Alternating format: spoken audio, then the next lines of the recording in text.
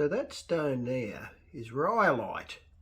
Sometimes it's called rainforest jasper, depending on what it looks like. And as you can see, even little pieces are often quite hard to get and pretty expensive. So the opportunity came up for me to plan to go to Mount Hay, which is near Rockhampton, and go fossicking for some. But of course the problem that presents is I've got 2 dogs, 5 chickens and a bunch of quail and a bunch of fish that need to be looked after.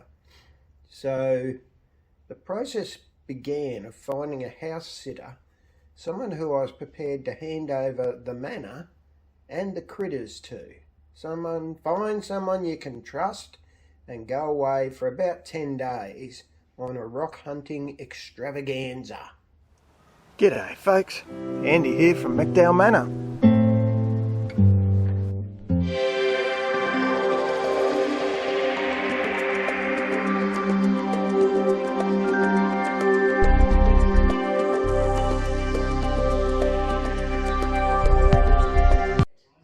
We don't need a picnic blanket, love. Freezer packs, apple cider vinegar. Got it.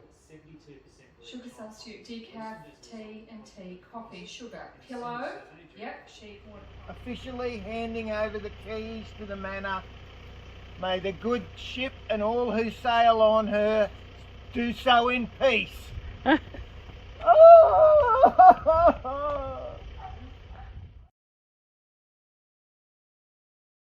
So we're 155 kilometres north of where I live, in the, well, I'd call it a little township of Gympie. Quite a lovely little place really, isn't it? It was originally a gold mining town. You can see it's kept a lot of its original provenance, which I always love, of course. So 1868 they built that building there. I'm just on the edge of the Gympie city centre, trying not to get run over. There's, if you can see those white birds, they're all Australian cockatoos. But have a look over here. Isn't that amazing? Have a look at them. There's my Rosie.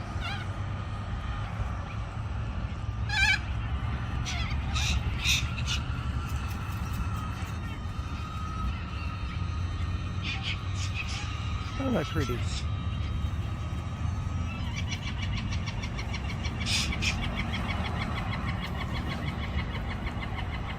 See, Australia's not just full of crocodiles and animals that'll kill you. We've got some rather cute ones as well. Rosie's kindly taken over the driving for me, which allows me a bit of an opportunity to get some video of the surrounding countryside. So we're between Gympie and Maryborough is our first night's accommodation.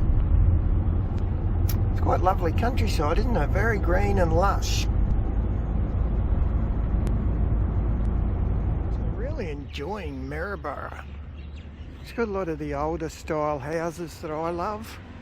Streets are nice and the yards look like they're back to our big old 1/4 acre blocks, which I would have loved to have been able to get in Brisbane these days, but we bloody can't. Fantastic. This is my sort of place, folks. That's now a church-run school, but so glad they kept that old building. Look at that, hasn't it? Bloody got character. What a cracking place. I think I've worked out what I like about the place so much. It's not full of bloody, this is a fairly main road obviously. It's not full of bloody high rises, that's what it is, it's lovely. Hence the open feel. Great job in the historical precinct, keeping the old buildings. There you go. And looks like this was an old store to me. Number 2, customs residence, geez, okay. Or was it, no, it's number 4. Bond store. I told you it looked like an old store. So a lot of the old ones, there's a pub over there they're obviously doing up. That's become, oh no, I think they're pointing to a museum. Wow. Right on the Mary River. What a bloody beauty. That's the bottom floor of that old store. Still in that park, you can see there's another historical building up there. Really is amazing. Oddly enough, there's a railway, single railway line, so I'm not sure what that's about. But wow, have a look at this, will you? The Mary River. It's very nice, folks. Very, very nice. I'd say someone lives on that boat. Someone having a fish there, a young fella. How good is this, eh? Look at it. That's our gums or eucalyptus trees. Holy guacamole, look at the height. I'm virtually looking straight up now. Unbelievable. Wow. So Aussies just told me they have a little steam train that runs for the tourists. So that's what that single line train track is.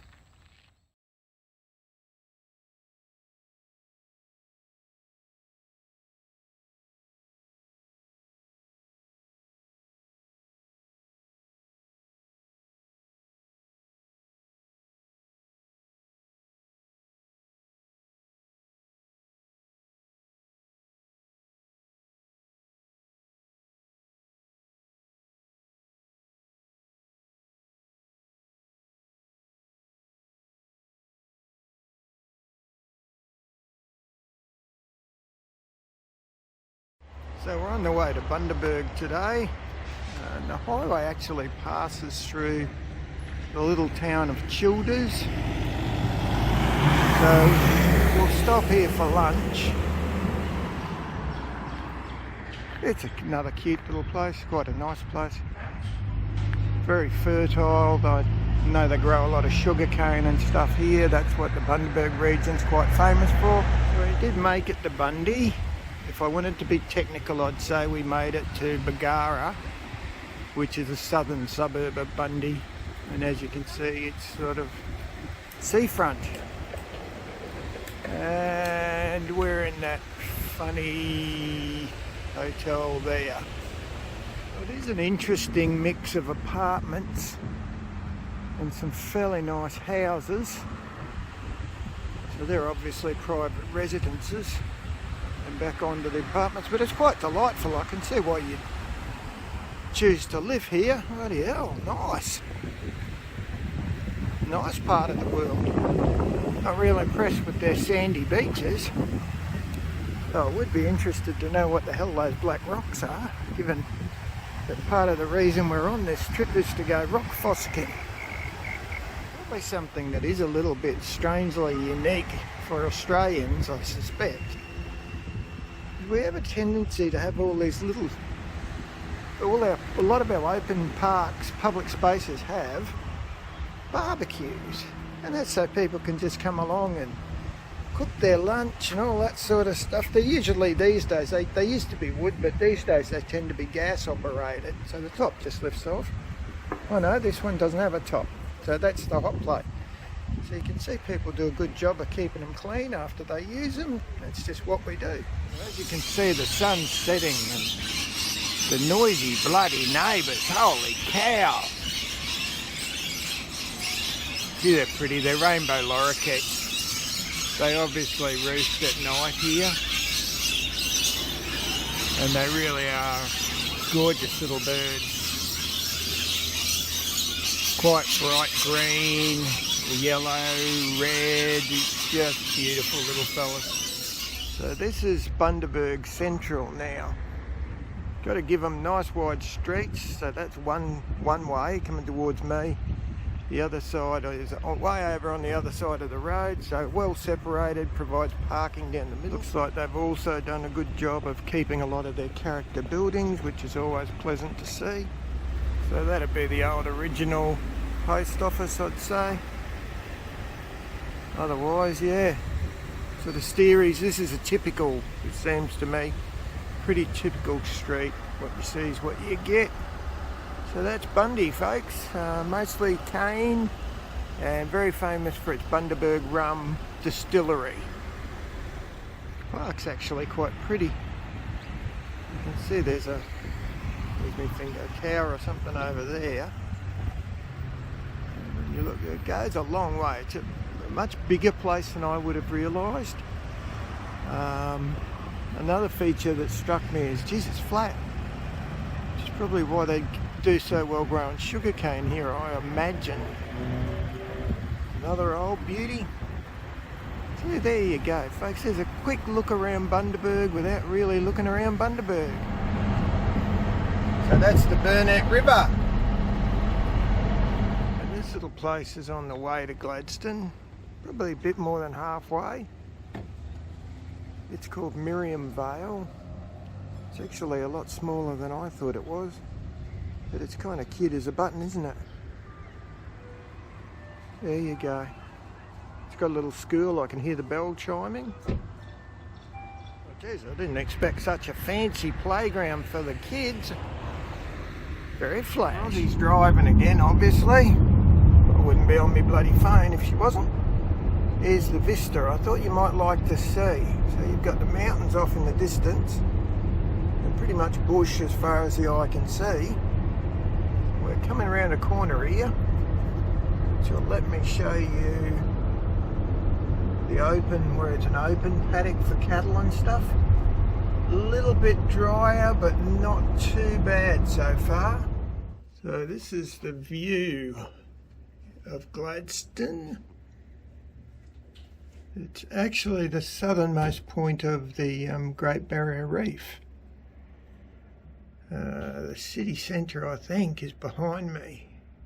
And Gladstone's based on being a large port city. So that's what you're looking at there.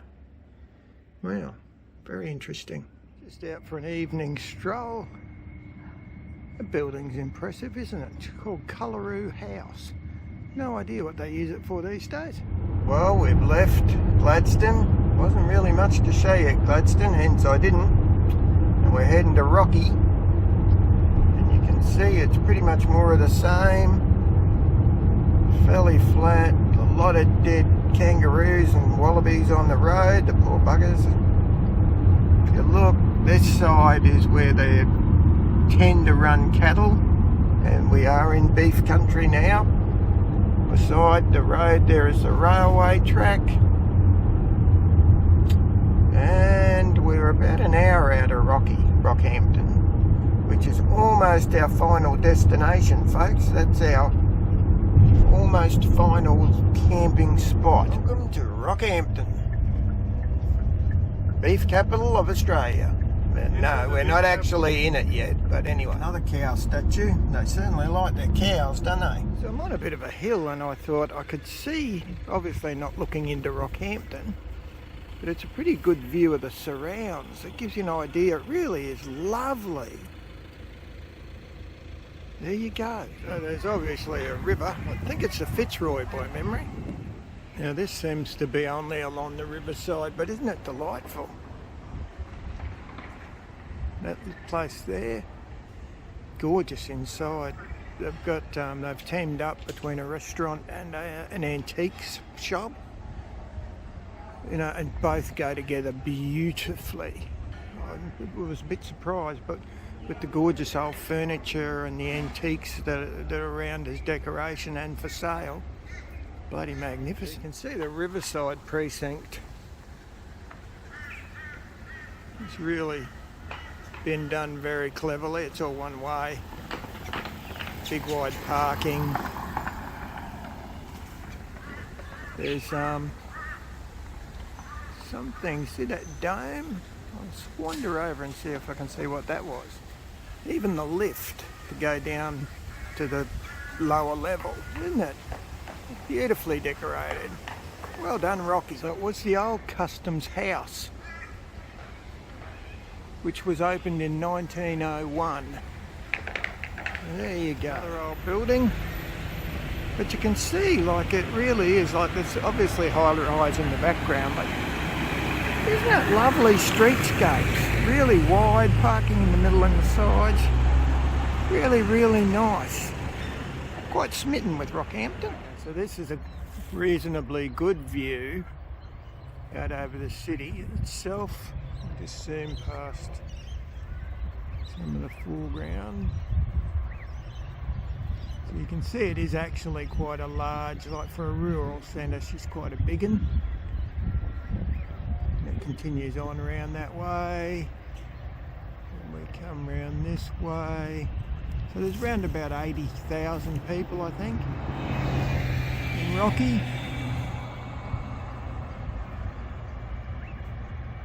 And look at that, you've even got some of the typical houses hereabouts. So yeah, I quite like the place. This is the point of the trip, folks.